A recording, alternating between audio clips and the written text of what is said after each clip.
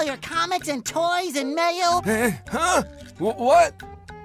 Oh, yeah, it's that Sponge Kid.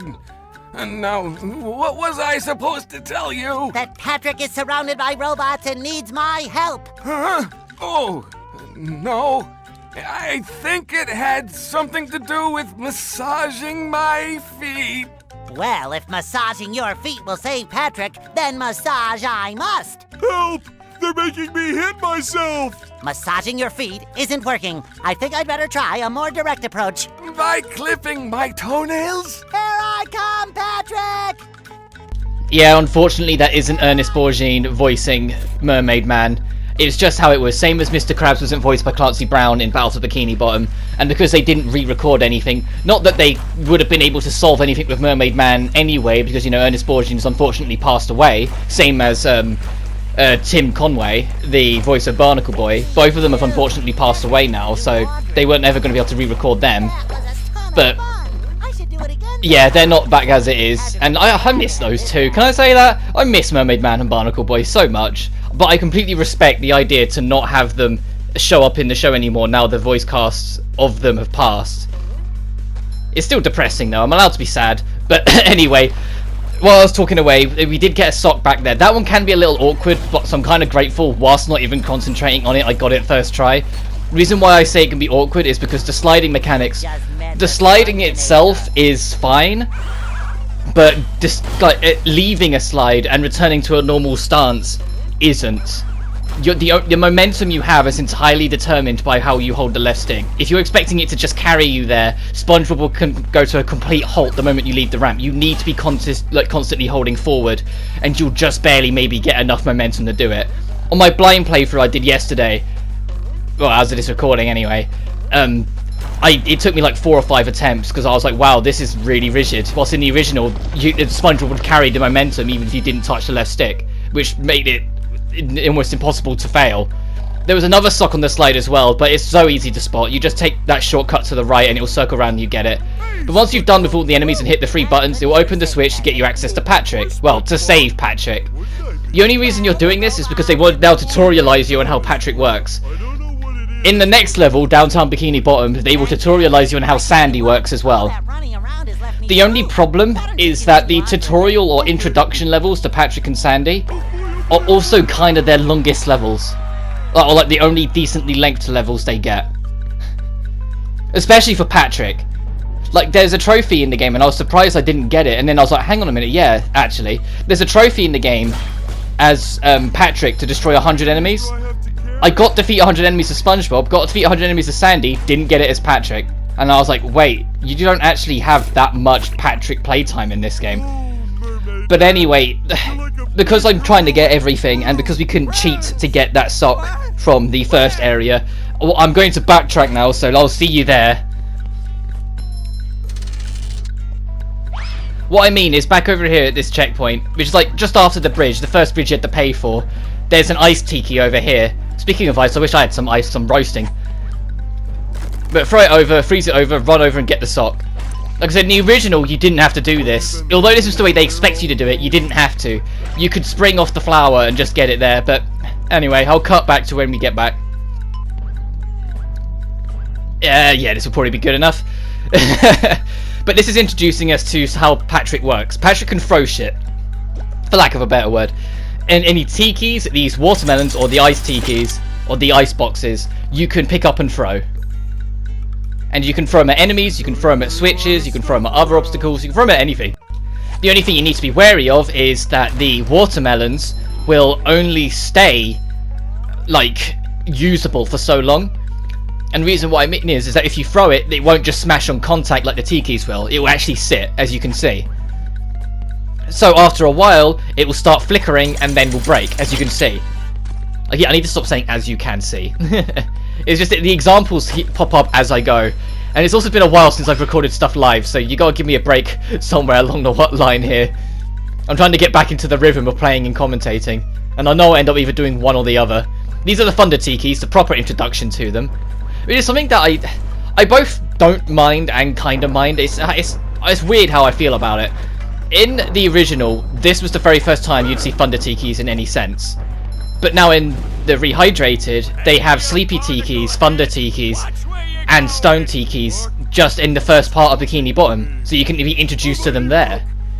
And it's just kind of like, okay, like you don't get a tutorial for them, so I can imagine kids will just run up to the Thunder Tiki, smack it and hurt themselves and go, oh. Or the Sleeping Tikis, because you don't know how to deal with them, you might not think to sneak up on them. And the Stone Tikis, you might just be smacking your head against it, but that's pretty obvious you can't break them. Because I mean, the Sleepy Tikis haven't even been introduced to us, they're in the next area. As Patrick speaks to Plankton here, and Plankton essentially says, yo, go through the cave, because the cave, he even pretty much says it, says, follow the instructions and the signs you'll see, at the end of the caves you'll still be an idiot, but you'll know enough to defeat the robots. He's literally saying, the caves ahead are the tutorial for Patrick, so when you get to the other side of it, you'll probably be fine. And I kid you not, that's exactly how it is. Oh, thank you. So you can't not whack him. Here's something interesting about the Rehydrated as well. If you do one jump and then slam, Patrick does a different slam now. He used to always do the double slam and okay. Apparently you can slam buttons when you're not fucking near them. Well, I guess the shockwave might have affected it, but that still doesn't make sense. Whatever. But anyway, that like full slam is the only way you can stun enemies near you as Patrick. Because you can pick up stunned enemies and throw them at several obstacles. You only have to do it once. It's only mandatory for you to do it once in the entire game. Every other instance, there's a fruit or a box or something nearby that would allow you to do it instead. But in this area coming up, they want to teach you how it all works, so they get you to mess around with it. Those two buttons, if you throw the fruit at one of them, break the fruit and wait for another one to respawn, the first switch will turn back off. They expect you to learn that no, the fruits can be multi-purpose.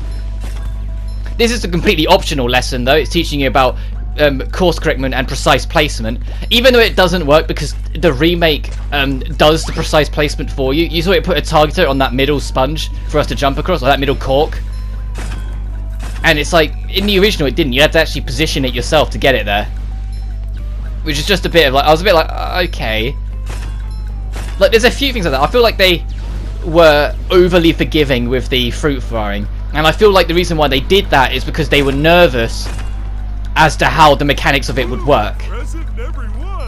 Because there's a lot of mechanics, I've already mentioned Bungie, that didn't, like, because they had to completely remake this game from scratch, it doesn't translate as well as they maybe hoped, and so I think they just got nervous and so put a few like safety nets in to try and make it run a bit easier.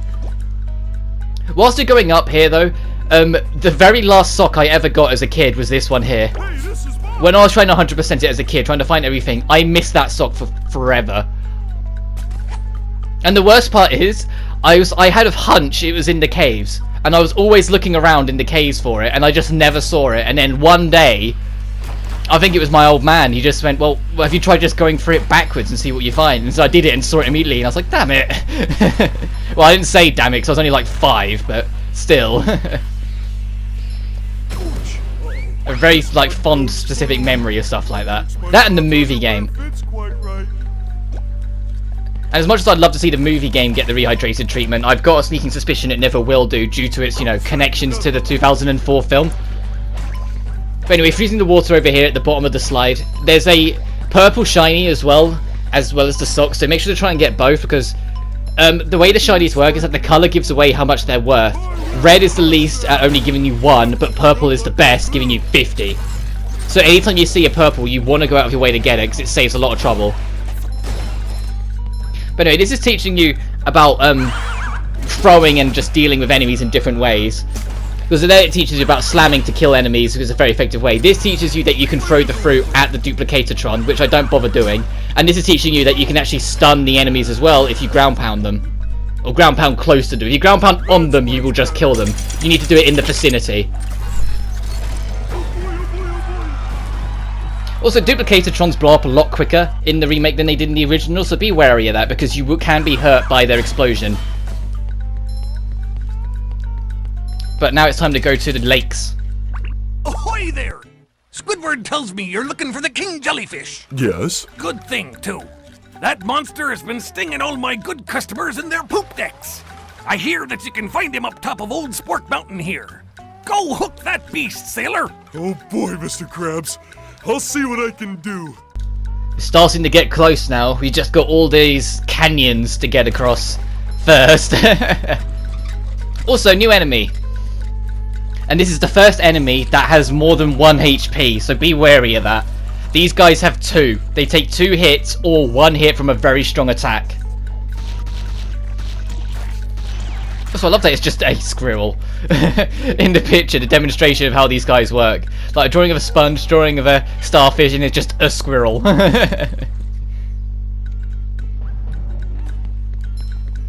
Also, there used to be a tutorial that would like actually give you a description of these guys that would pop up that doesn't exist in this remake, which I find kind of odd. But they shoot at you in trios. So they'll shoot 3 shots at you, and you just got to be wary of them and avoid them and then hit them twice. The only thing that kind of, it's not hurts, just makes it harder in the remake is that in the original, well, the foliage and grass wasn't this defined even remotely. So the goo that was left on the ground was very easy to see and avoid. Whilst in this, the foliage is a lot more visible and a lot more out there, and so it kind of blends in sometimes. So I'll probably end up walking into their goo a couple times through this by accident. You're welcome to it. Sure enough, Mrs. Puff. Why? I don't get why that line was delivered that way. Show enough, Miss Puff. Like, what? Anyway, this golden spatula, Clean as a whistle. all I can say is I hope you actually paid attention to the tutorial about slamming near enemies, because it's just like the enhanced version. There is another way of kind of cheating this much later on, but it's really not worth it when you can literally just do it now. But this is the last time it's kind of mandatory in any sense for you to have to slam enemies to pick them up and throw them. There's another instance in Goo Lagoon, 2 levels from now, but they have a throw fruit there that you can use instead, so you don't have to use the enemy that will pop up. I do because I find it easier to do so, but because it's more like on a straight and narrow path that you can just carry on moving without having to stop, whilst the fruit is soft to the side, so you have to detour for it. But anyway, once you hit all of the water containers, I don't know what you'd call them, around the edge of the arena, it'll lower the water and the duplicated Tron will blow up by itself for some reason, allowing you to get the spatula and get out of here. The water level across the whole board down here has been lowered though, so any platform that travelled across the goo, you need to be wary has now been lowered and won't be as effective for you. Cookie? No. But at this point you get a choice. You can either continue as Patrick or decide to go as Spongebob. I think I want to go as Spongebob because I just prefer playing as him. Can't help it. And now it's introducing you to the tikis, or the sleepy tikis as I've always called them. You have to sneak up on them to be able to destroy them, or you need to break them from a distance. The best thing that the Rehydrated has introduced, or brought back because it was in the movie game first, is that you can hold down the button to make it so SpongeBob's always sneaking. In the original Battle for Bikini Bottom, you had to just kind of slightly tilt it forward. Also, here's an interesting thing, you can't ground slam these guys properly anymore.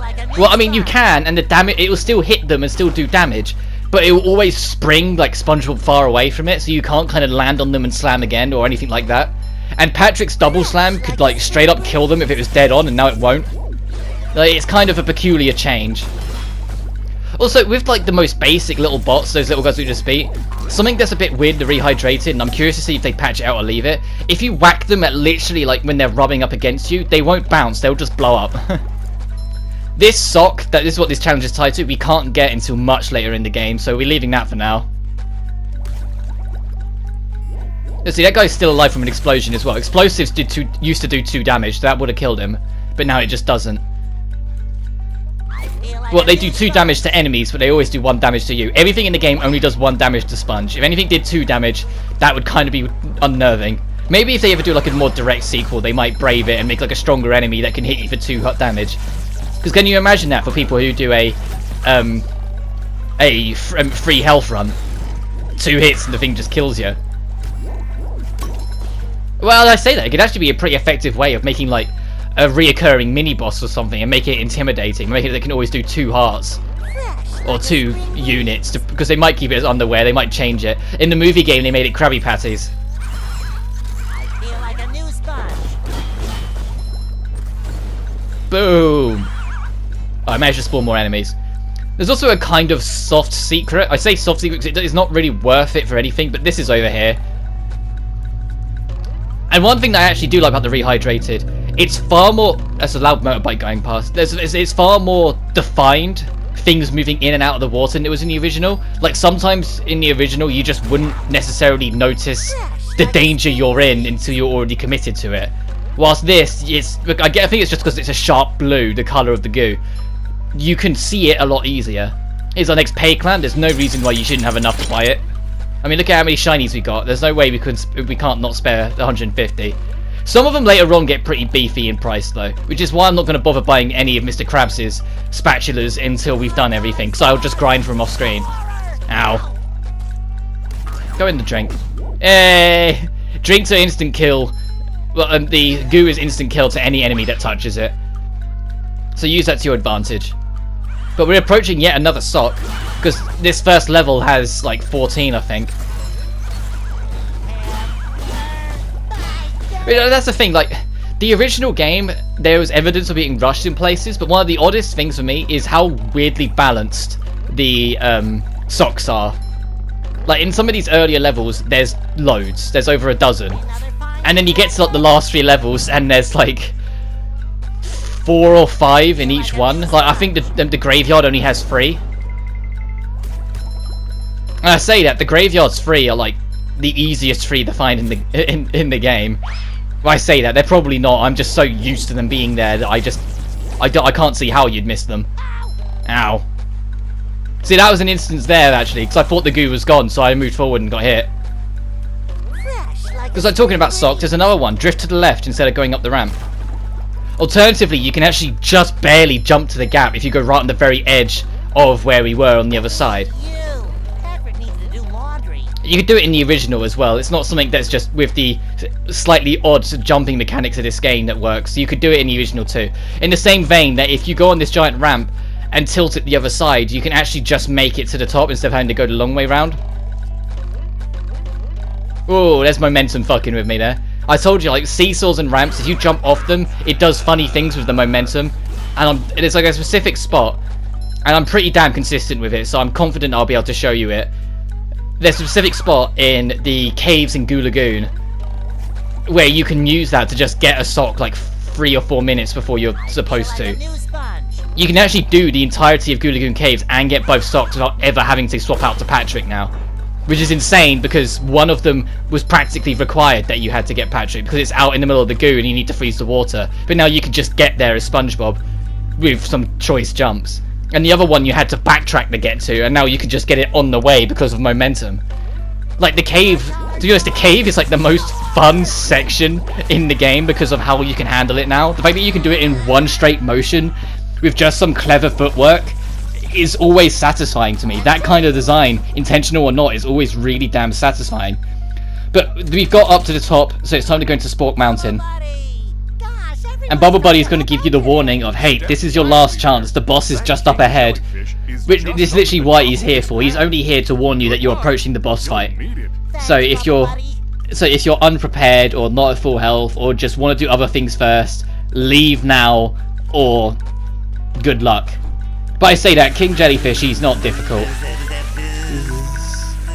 Also, I love the fact that King Jellyfish sings in tune with the actual level track. Listen.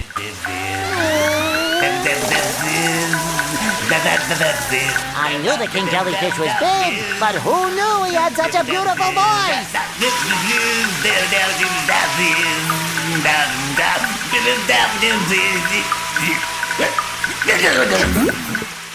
Well, mini-boss time.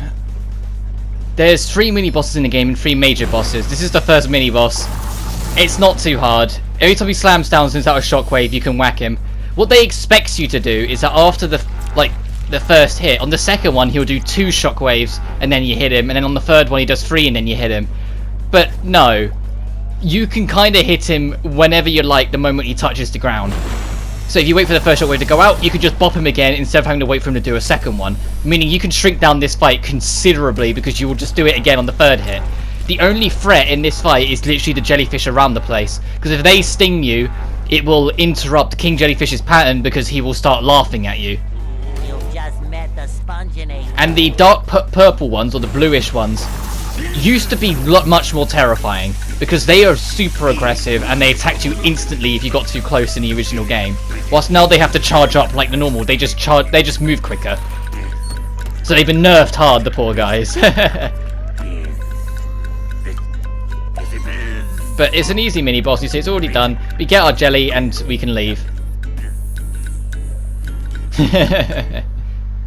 In the original, you just had the jelly, but in this, for some reason, they decide, no, go pick it up first. So you have to just walk over here and get it, and it's just like, okay, you could have just made it so we had it, and then do the original camera angle, because in the original, you got the jelly, and the camera angle would shift to look down the slide over here to let you know this is where you should be going next. And they just got rid of it. They just said, get the jelly, now, bye.